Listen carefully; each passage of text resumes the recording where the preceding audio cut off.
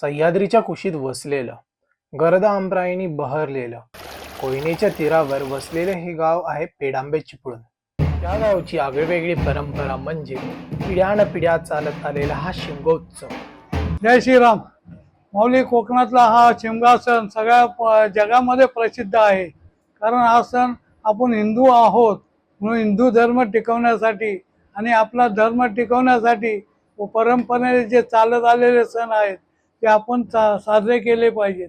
नाही केले तर पुढच्या पिढीला माहिती होणार नाही आपले सण काय आहे, कसे पद्धतीने साजरे करतात. आपला सण होळी झाल्यानंतर 15 दिवस आपल्या वाडीमध्ये म्हणजे चिपळूण आपल्या पेडांबे गावामध्ये प्रत्येकाच्या घरी सण येतो. तर पालखी घेण्यासाठी सगळे लोक आपापल्या परीने ज्या दिवशी पालखी आपल्या दारात असेल त्यावेळेस ते येतात, पाया पडतात, आपलं सुखदुःख पुढचं भविष्य चांगलं जावं असं सांगण्याकरता ते हे करतात.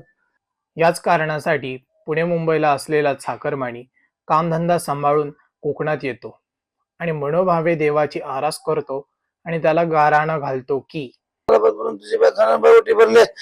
पूर्ण सहकुटुंब सहपरिवार आज तुझ्या स्वागतासाठी तुमच्या चरणासमोर बाई उभ्यात. तर आनंदात त्या लेकराच्या घरी तू भूमीला आलेल्यास तर आनंदात लेकर आजपर्यंत जशी बाई सुखाची सांभाळ झालीस तशीच आनंदात लेकर बाई ह्याच्या पुढे बाई सुखाची सांभाळ. आनंदात लेकरांना बाई संसारात बाई सुखी ठेव. आडी अडचणी हाक मारता हाक केला बाई तुम्ही धावून जा. त्या लेकरून त्या कुटुंबाला काय चूक झाली असेल थोडं माफ करा, हक्कन सांभाळ करा. हर महादेव.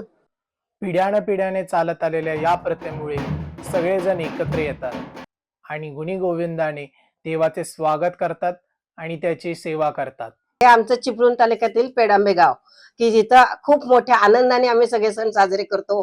गणपती, शिमगा की आनंदाने लेडीज, लहान माणसं, मुलं, थोर मोठे आनंदाने सगळं आपलं हे राग रुसवे विसरून वगैरे छान छान हे करतात, एकत्र येतात. होळीचा सण मोठ्या ह्याने करतात.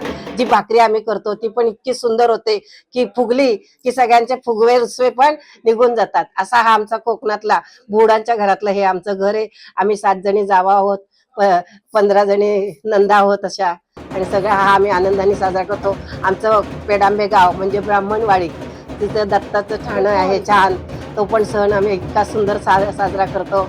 आमच्या घरातले सगळे आनंदाने येतात, लहान थोर मोठे. फक्त मोठीच लोक नाही तर आत्ताची नवीन पिढी सुद्धा उत्साहाने कोकणात येऊन हा सण साजरा करते. भलेही आम्ही खूप उच्च शिक्षित आहोत तरी सुद्धा ही आमच्या कोकणची माती आणि हा शिमगोत्सव, हे गणेशोत्सव आम्हाला प्रत्येक वेळी खेचून आणत असतात. जेव्हा जेव्हा शिमगा येतो तेव्हा तेव्हा ओढ ही लागलेलीच असते की हा आमचा गावदेव आम्हाला भेटायला घरी येतो, आमच्या घरी येतो.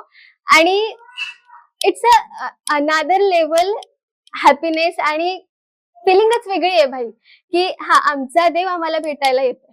म्हणजे इतर लोक देवाला भेटायला देवळात जातात पण आमचा देव या दिवशी आम्हाला भेटायला घरी येतो. त्यामुळे आम्ही खूप खूप वेगळ्या फिलिंग्स आहेत आणि त्यासाठी प्रत्येक कोकणकर जगाच्या पाठीवर कुठेही असू देत, कसाही असू देत, त्याला सुट्टी मिळो न मिळो तो येतो म्हणजे येतो. आणि हो, या सणासाठी माहेरवासींनी आपल्या नवऱ्याला घेऊन आपल्या गावी येतात. नमस्कार. शिमगा हा कोकणातला खूप अत्यंत महत्वाचा सण आहे आणि आम्ही आवर्जून या शिमग्याला दरवर्षी सालाबारप्रमाणे येतो.